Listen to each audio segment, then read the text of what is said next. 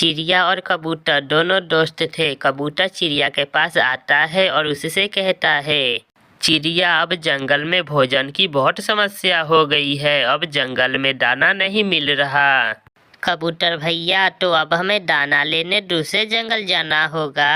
हाँ चिड़िया, अब हमें दाना लेने पहाड़ों वाले जंगल में जाना होगा। फिर चिड़िया और कबूतर दोनों पहाड़ों वाले जंगल में चले जाते हैं और उन्हें एक खाली जगह पे दाना मिल जाता है। चिड़िया, मैंने बोला था ना कि पहाड़ों वाले जंगल में हमें दाना मिल जाएगा। हाँ कबूतर भैया, हमें दाना तो मिल गया, अब हमें घर जाना चाहिए। फिर वो दोनों दाना लेकर घर चले जाते हैं। उसी जंगल में कालू कौवा और गोरी कौवी भी रहते थे। गोरी, अब तो इस जंगल में दाना नहीं मिल रहा। कालू, मुझे बहुत तेज भूख लगी है, तुम जाओ और कहीं से भी दाना लेकर आओ। फिर कालू घर से निकलता है और जंगल में दूर दूर तक जाता है। फिर उसे एक पेड़ पर बेरी का फल मिल जाता है। अगर ये सारे घर लेकर गया तो गोरी मुझे इसमें से भी नहीं देगी। ऐसा सोचकर कालू बेरी के फल में से कुछ खा लेता है और घर लेकर चला जाता है। बेरी का फल देखकर गोरी कालू पर बहुत गुस्सा होती है। कालू, मैं ये बेरी का फल नहीं खाऊंगी। क्या करूँ गोरी, पूरा जंगल घूमने के बाद मुझे बस यही मिला। क्या करती गोरी, भूख बहुत तेज लगी थी, इसलिए गोरी वो बेरी का फल खा लेती है। ऐसे ही कुछ दिन गुजर जाते हैं। फिर चिड़िया माँ बनने वाली थी। अब मैं दाना लेने कैसे जाऊंगी? फिर चिड़िया के पास कबूतर आ जाता है। चिड़िया, चले दाना लेने। नहीं कबूतर भैया, अब मैं दूर दाना लेने नहीं जा सकती। क्यों, क्या हुआ है चिड़िया? कबूतर भैया, अब मैं माँ बनने वाली हूँ, मेरे लिए दूर की सफर करना अच्छा नहीं होगा। ये सुनकर कबूतर बहुत खुश होता है।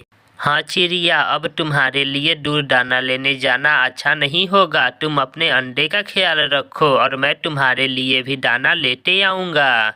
ऐसा कहकर कबूतर दाना लेने चला जाता है और चिड़िया के लिए भी दाना लेकर चला आता है। कबूतर भैया, मैं आपकी एहसान कभी नहीं भूल पाऊंगी। नहीं चिड़िया, दोस्त कैसा जो दूसरे दोस्त की मदद ना करे। ऐसा कहकर कबूतर वहां से चला जाता है। फिर एक दिन चिड़िया के घोंसले में एक अंडा दिखाई देने लगता है। ये देखकर चिड़िया बहुत खुश थी। जब इस अंडे से बच्चा बाहर आएगा तो मैं उसे बहुत सारा प्यार दूंगी। कबूतर भी वहां आ जाता है। कबूतर भैया, अब मैं भी चलूंगी दाना लेने। नहीं चिड़िया, तुम अभी अपने अंडे का ध्यान रखो। नहीं कबूतर भैया, मैं ऐसे बैठकर कितने दिन तक दूसरों का लाया हुआ दाना खाऊंगी। कबूतर के माना करने के बाद भी चिड़िया नहीं मानती और वो दाना लेने चली जाती है। अब तो इस जंगल में कुछ भी नहीं मिल रहा। अब मैं दाना लेने कहाँ जाऊँ? हाँ, एक बार और इस जंगल में देखता हूँ, क्या पता कुछ मिल जाए। कौवा उड़ता है और चिड़िया के घोंसले की तरफ जाता है। चिड़िया के घोंसले में एक अंडा देखकर कौवा वहां चला जाता है।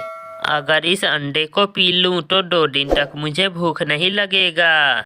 ऐसा सोचकर कौवा वो अंडा उठाता है और वहां से उड़ जाता है। चिड़िया और कबूतर जब वापिस आते हैं तो चिड़िया अपने घोंसले में अंडा ना देखकर वो रोने लग जाती है। मेरा मेरा अंडा कौन ले जा सकता है?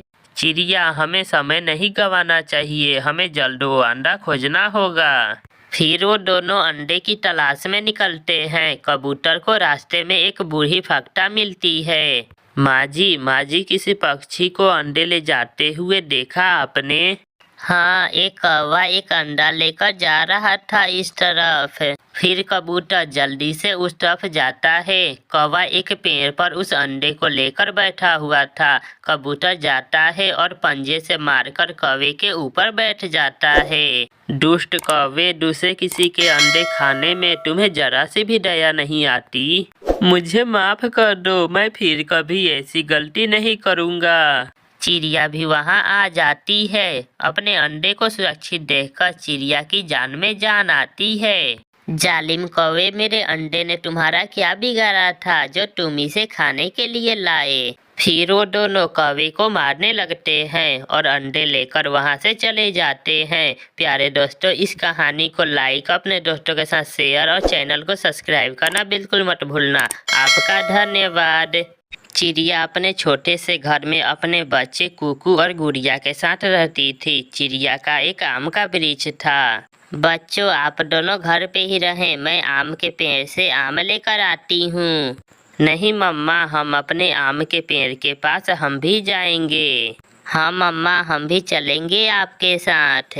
फिर चिड़िया कुकू और गुड़िया को साथ लेकर अपने आम के पेड़ पर चली जाती है। कुकू और गुड़िया, यही है हमारा आम का पेड़। तब मम्मा, हम इस पे से आम खा सकते हैं? हाँ बेटा, जब अपना ही है तो डरना क्या। फिर वो दोनों आम खाने लगते हैं। मम्मा, ये आम तो बहुत स्वादिष्ट है। वाह वाह, मजा ही आ गया आम खाकर। हाँ मम्मा, सच में ये आम बहुत स्वादिष्ट है। ऐसे वो दोनों आम खा लेते हैं। बच्चों चलें, अब हम घर जाते हैं। चिड़िया एक आम तोड़ लेती है और अपने बच्चों को साथ लेकर घर चली जाती है। मम्मा, अब हम हर रोज आपके साथ आम के पेड़ के पास जाएंगे। फिर अगले दिन कुकू को बुखार आ जाता है। मम्मा, न जाने क्यों मेरा शरीर गर्म सा लग रहा है। फिर चिड़िया कुकू का शरीर छूकर देखती है। कुकू बेटा, आपको तो तेज बुखार है, मैं अभी बुलबुल से दवा लेकर आती हूँ।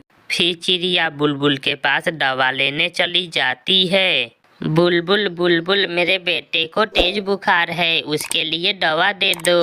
चिड़िया, आप ये दवा ले जाएं और इसमें से 2 कतरे सुबह और 2 कतरे शाम को पिला देना। फिर चिड़िया वो दवा लेकर आती है और कुकू को 2 कतरे पिला देती है। थोड़ी देर बाद कुकू का बुखार ठीक हो जाता है।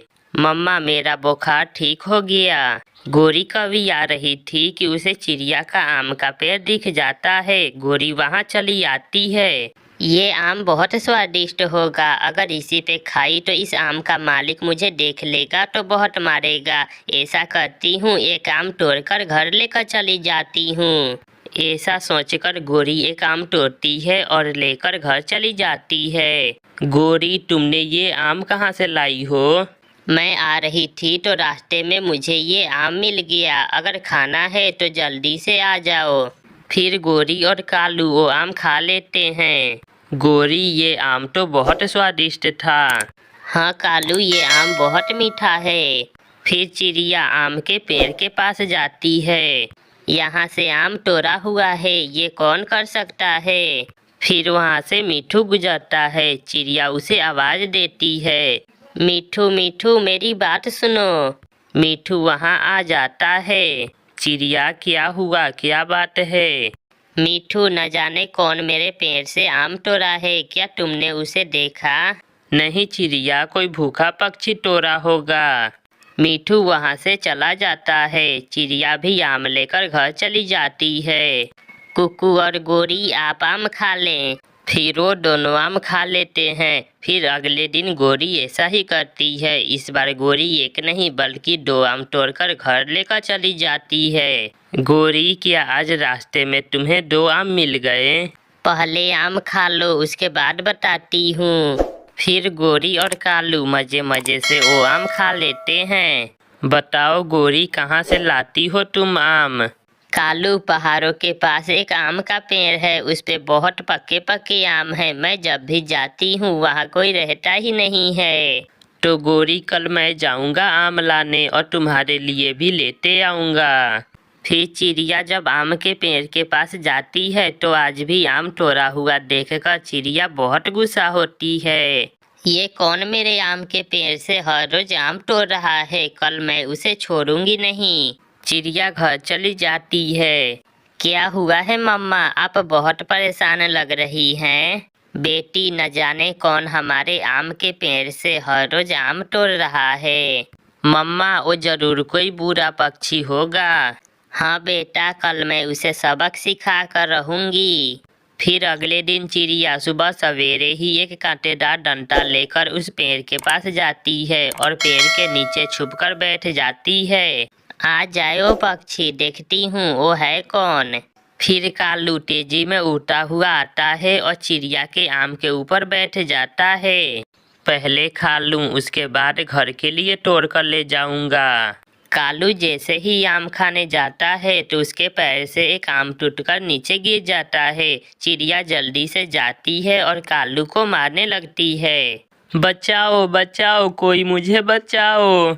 दुष्ट कौवे, तुम ही हर रोज मेरे आम के पेड़ से आम चोरी कर रहे थे। आज मैं तुम्हें छोड़ूंगी नहीं।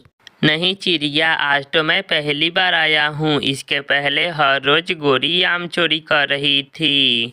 कालू जैसे तैसे चिड़िया से जान बचाकर वहाँ से भाग जाता है। प्यारे दोस्तों, इस कहानी को लाइक, अपने दोस्तों के साथ शेयर और चैनल को सब्सक्राइब करना बिल्कुल मत भूलना। आपका धन्यवाद।